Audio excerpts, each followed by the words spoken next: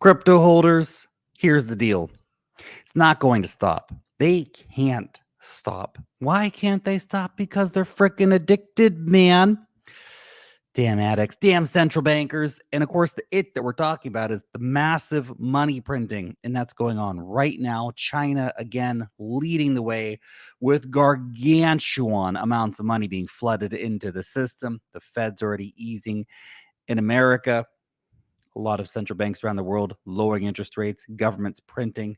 It's on, baby. The next tsunami of money is here, and you better damn well be paying attention because in hindsight, it will have all been just so damned obvious.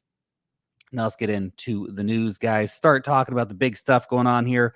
And of course, the big story today is China. Chinese government to inject billions of dollars of capital into the top banks. So the headline here reads, or the top of the news story reads, China is considering injecting up to 1 trillion yuan worth 142 billion US dollars of capital into its biggest state banks. Some of the biggest banks and companies and institutions of the world you've probably never even heard of, with boring names like the Agricultural Bank of China, are like monstrous behemoths, state-owned banks. Anyway, these will be getting a huge injection of cash to increase their capacity to support the struggling economy. That's insane. That's after a massive package yesterday of lowering all kinds of rates, from everything from domestic mortgages to getting companies to go and buy stocks and all the rest of the stuff. Chinese stock market's pumping, China injecting massive sums of money into the markets here. This is the first time since the GFC in 2008 that Beijing has injected capital into its big banks. Big things are brewing in China. Huge amounts of money are moving around. China had issued $284 billion of the sovereign debt as part of its fresh fiscal stimulus package. Money, baby. It's all coming. And of course, it all comes back to this. This is Julian Battelle sharing this. Bitcoin has a very, very strong correlation with global liquidity. How strong? Well, Lynn Alden, she did some research on this. And here's what they found. Bitcoin's correlation to measures of global money creation relative to other asset classes. Bitcoin moves in the direction of global M2 supply 83% of the time, more than any other asset class, although highly correlated to the S&P 500 as well. But it is very interesting, very, very interesting to see how strong that correlation of global money supply to Bitcoin actually is. Don't fade it. Don't fade it, because the money's here now. It's flowing in a massive, massive way. Now, as Julian Battelle highlights here, and you can see the chart here, correlation between Bitcoin and the money supply, the total liquidity index. He says, as you know, we've been talking about and expecting a global M2 to break higher, which is exactly what it is doing right now. It's breaking higher in a very big fashion. China leading the way with gigantic stimulus happening. So we've also been keeping a close watch on this, which with the global liquidity index, which focuses on public liquidity, specifically central bank balance sheets in net liquidity terms. That's also breaking higher. The breakout in both our public and private liquidity composites has pushed the total liquidity index into a breakout as well. These breakouts, total liquidity index, global M2 supply, Bitcoin tends to follow shortly behind. So you can either focus on that reality or fade it. And Bitcoin has a way of making the faders regret fading. Let's just put it that way. And before we get into the Bitcoin charts for today, just a real quick shout out to today's sponsor, which is I Trust Capital. Guys, if you want to have a tax efficient way of trading your crypto coins, you might want to look at I Trust Capital. By the way, they just listed some hot new assets: Dogwoof Hat, Render, a few other cool ones. That's in addition to their huge range of coins like Avalanche, Bitcoin, Solana, Ethereum. They got all the big stuff. Here's the deal. You can bring over your existing 401k, IRA, whatever, start a new one if you want, and then you can trade as much crypto as you want within the structure of that tax-efficient program, and no taxable events, baby. You can even do in-kind withdrawals in the future if that's something you want to do, custody your own Bitcoin in the future. You can get gold and silver, real deal stuff, by the way, physical, via the partnership with Kitco. Low cost, no monthly fees. They're the biggest IRA provider in the crypto space.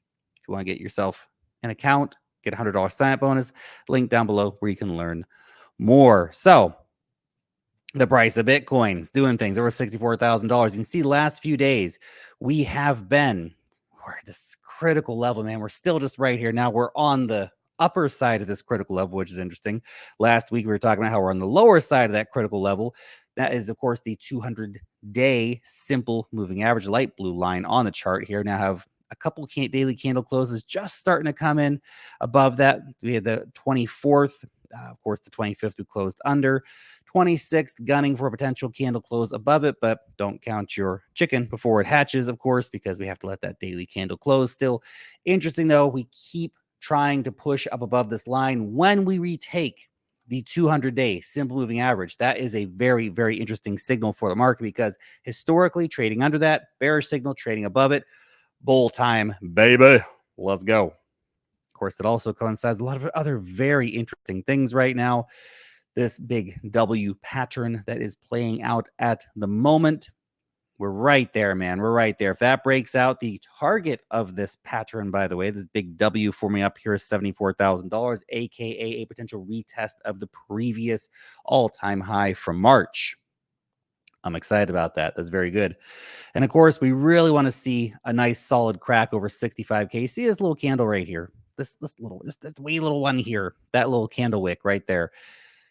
That's $65,000. Now, if we can put in a candle wick or a daily candle close, ideally at, let's say, $65,500, that marks a new higher high and confirms that the uptrend is indeed intact. And we're going to be grinding higher in the search of that retest of the previous high. Very exciting stuff. We also saw big inflows again yesterday for Bitcoin ETFs. 24th, we had 136 million.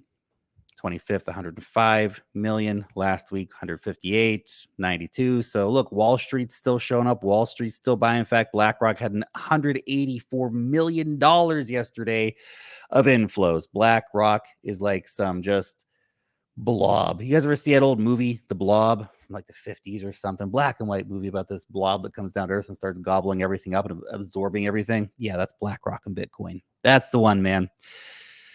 And I know what's interesting right now is that retail's not here. Now we're in an echo chamber. So when you go online, you see other people talking about crypto on Twitter or where X, we call it X now, or everywhere else. You have to understand that's the echo bubble, right? The normies are not here. Oh, BlackRock's buying Bitcoin. Yeah, BlackRock's going to buy Bitcoin. They understand. But the normies have not shown up yet in any kind of serious way. The search traffic for crypto remains 80% under its all-time highs. Regular retail investors, they're not paying attention to crypto yet. But here's the thing, and I know I've said this many times before, but it was worth repeating because it's so damn important. When we crack 74K, that turns on the lights, okay? It says, hey, everyone, we're back in business. Crypto's the hot casino again. Number go up technology has been activated. And when we hit $100,000 Bitcoin, the timeline's going to be going insane. And that's when normies are going to be flooding into the market like crazy, giving you, of course, a chance to exit your positions because you bought low and you will sell high to the retail herd when they come in. It's a vicious market. It's a tough reality, but that's how it is. Don't find yourself on the losing side of that equation, man.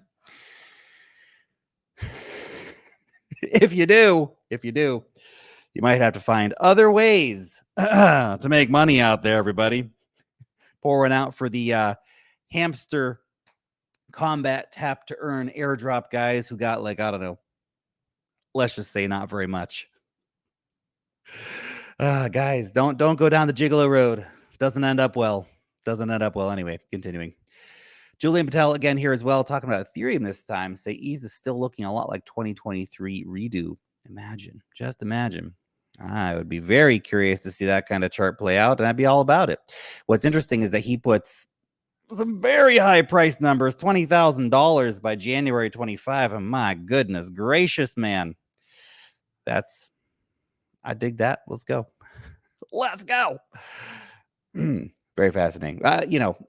Ethereum today right here, and that's just if we were to follow a similar path, and I'm not sure we're going to follow a similar path that high. Maybe we get up to, I would at least hope to see if Bitcoin cracks out and starts hitting new all-time highs over 74K, that, come on, Ethereum, can you at least catch up and get to a new damn all-time high?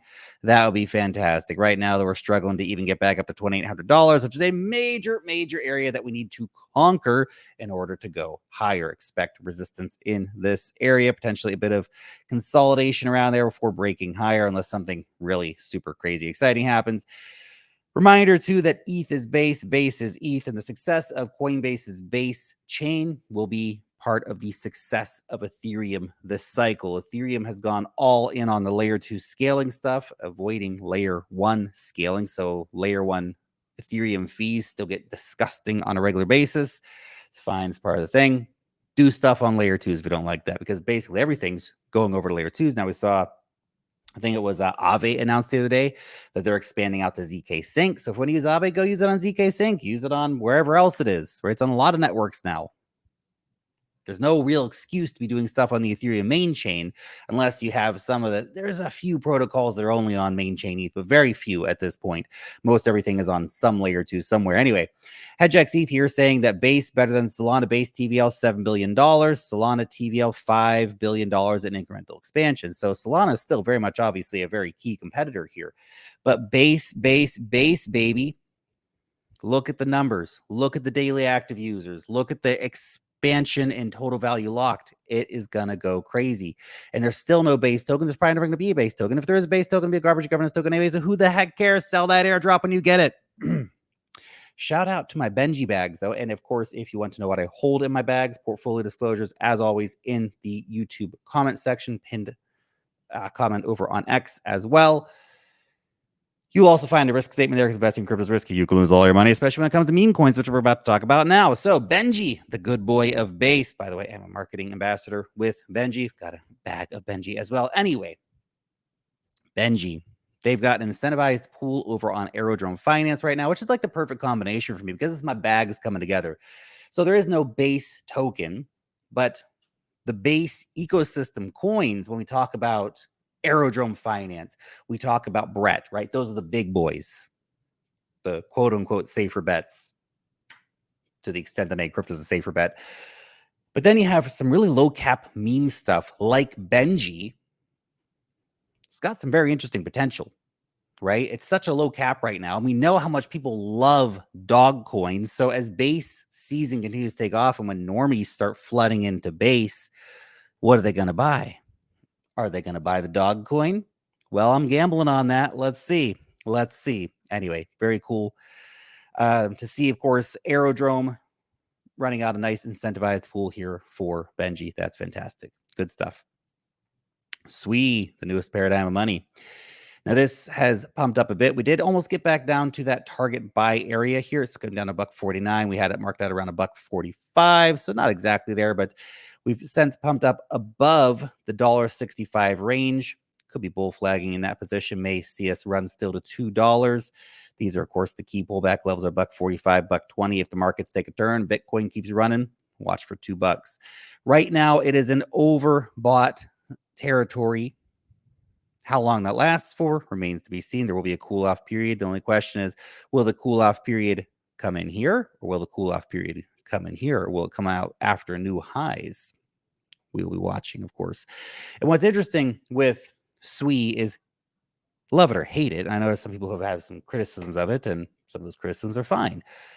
Other criticisms are just people coping. Cope harder, guys. Because here's the facts. It has flipped Polygon in total value locked. That's crazy, man. Crazy for two reasons. One, because Polygon, what is going on, dude? The Polygon blockchain, they're doing stuff. They're builders, man. These guys are like hardcore in it all the time, and there's so much stuff happening over on Polygon, and the price of the Polygon token's just been meanwhile, SUI comes in. It's a hot new chip. People love hot new shiny stuff, man. You can argue with till you're just red in the face and out of breath.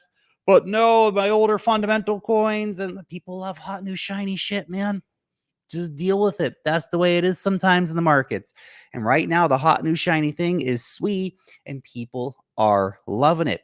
You can see the total value lock. That's the money people are bringing on chain, which is a huge amount of money. You're up around almost at $1 billion. Not quite there yet, but almost at $1 billion already. So a lot of money flowing on chain. a lot more, I think, excitement and hype around this, the sort of social narratives and stuff around SUI. So one to keep an eye on, let's say. I still don't have a position in this, but maybe one of these days soon. We'll see. I'll keep you guys updated, of course, as always. And hey, we also just published a SUI versus Aptos article on the website, of course, newsletter. Readers got that straight to their inbox. If you're not reading our newsletter yet, go check it out. It's awesome. You'll love it. Link down below in the description where you can join 140,000 plus weekly readers getting this bad boy for free. You can also find information on how to join our community, information about our courses, and all the rest of the stuff. So go check it out. Thank you very much, guys, for watching today, and I will see you in the next one. By the way, we're in Dubai. We made it. All right, peace. Bye.